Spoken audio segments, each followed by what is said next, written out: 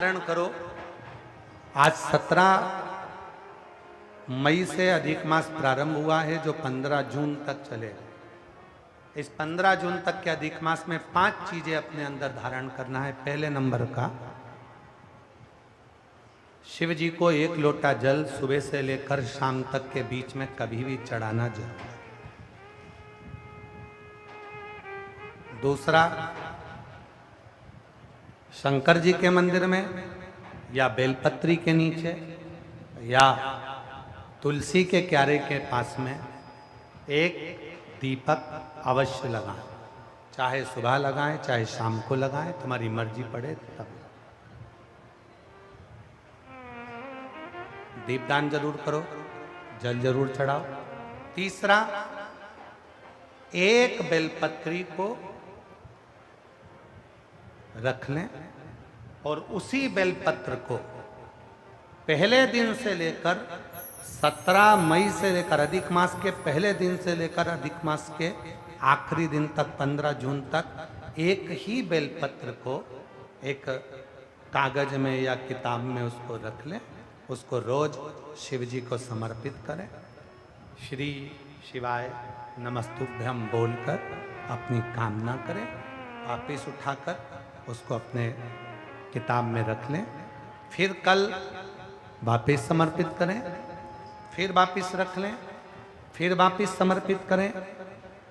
1 महीना अधिक मास का, पुरुषोत्तम मास का यदि एक ही बेलपत्र को सर्वत्र चढ़ाया जाए, उसी बेलपत्र को बारंबार समर्पित करा जाए और उस बेलपत्र को अधिक मास पूर्ण होने के बाद फिर उसको जो आप मालपुआ दान करते हैं उस मालपुए के साथ अगर दान कर दें तो जिंदगी में कभी किसी के दरवाजे पर हाथ नहीं फैलाना पड़ेगा। भगवान इतनी बरकत आपको प्रदान करे, इतनी बरकत दे।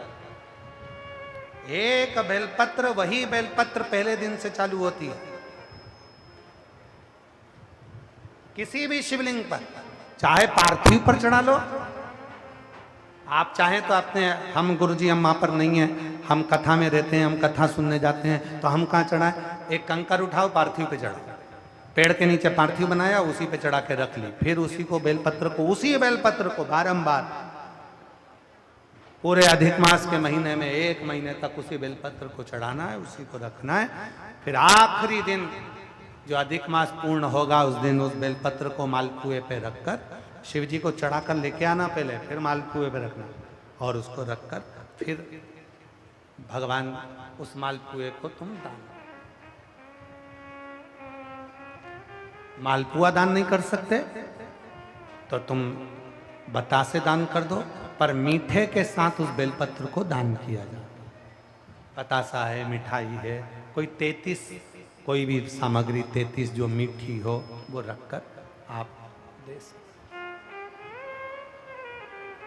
कभी किसी के दरवाजे पर कितनी भी मुसीबत आ जाए, कितना भी दुख आ जाए, कितनी भी तकलीफ आ जाए, कितना भी कष्ट आ जाए, कितना भी कष्ट आ जाए, आपको किसी के आगे हाथ नहीं फैलाना पड़ेंगे। लक्ष्मी की व्यवस्था स्वयं मेरा कुबेरेश्वर महादेव, मेरा महाकाल राजा, मेरा विश्वनाथ स्वयं एक बेल पर वही चल रही। 5 चीजें करना है आपको। पहले नंबर पर जम के बोलो जल, दूसरे नंबर पर दीप, तीसरे नंबर पर बेलपत्र, चौथे नंबर पर भगवान शंकर के मंदिर में नंदी के दोनों सींगों के बीच में से शिव के शिवलिंग का दर्शन।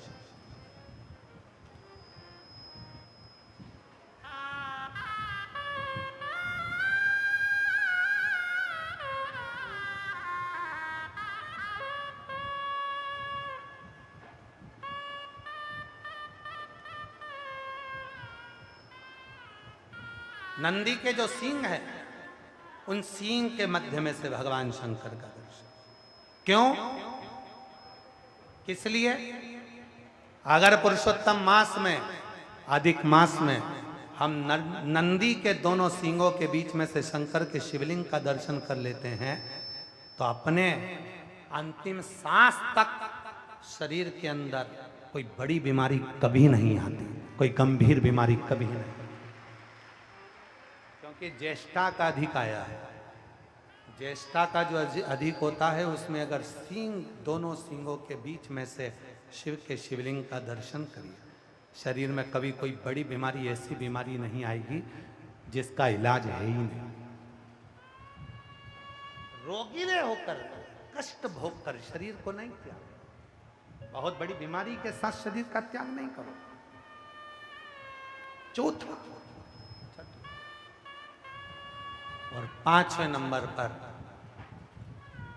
भगवान शिव के मंदिर में, भगवान शंकर के मंदिर में या शिव कथा में या जहाँ हो वहाँ प्रदोष काल में, प्रदोष का समय, सूर्य डूबने का समय जब हो उस समय पर 5 बार 7 बार या तो पंचाक्षर मंत्र नमः शिवाय या षडाक्षर मंत्र ओम नमः शिवाय या श्री शिवाय नमस्तुभ्यम का जप।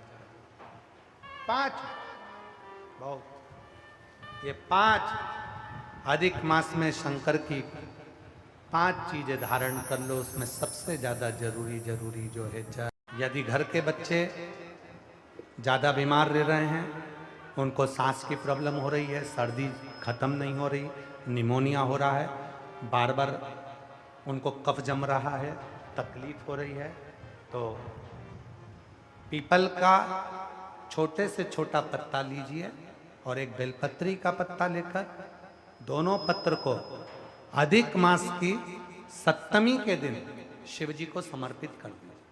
पिपलेश्वर महादेव का नाम लेकर उसको समर्पित करिए। उन दोनों को उठाकर लेकर आ जाओ। उन दोनों को जहाँ बच्चा रहता है उस घर में किसी भी स्थान पर उसको रख दीजिए।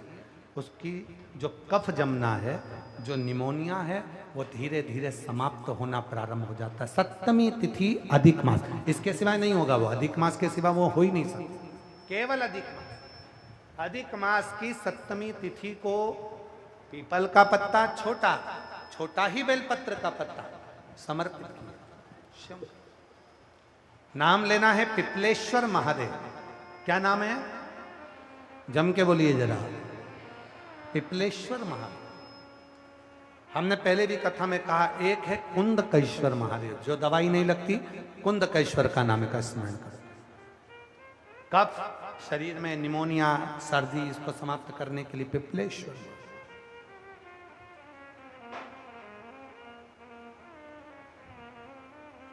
पिपलेश्वर महादेव। शिव कथा का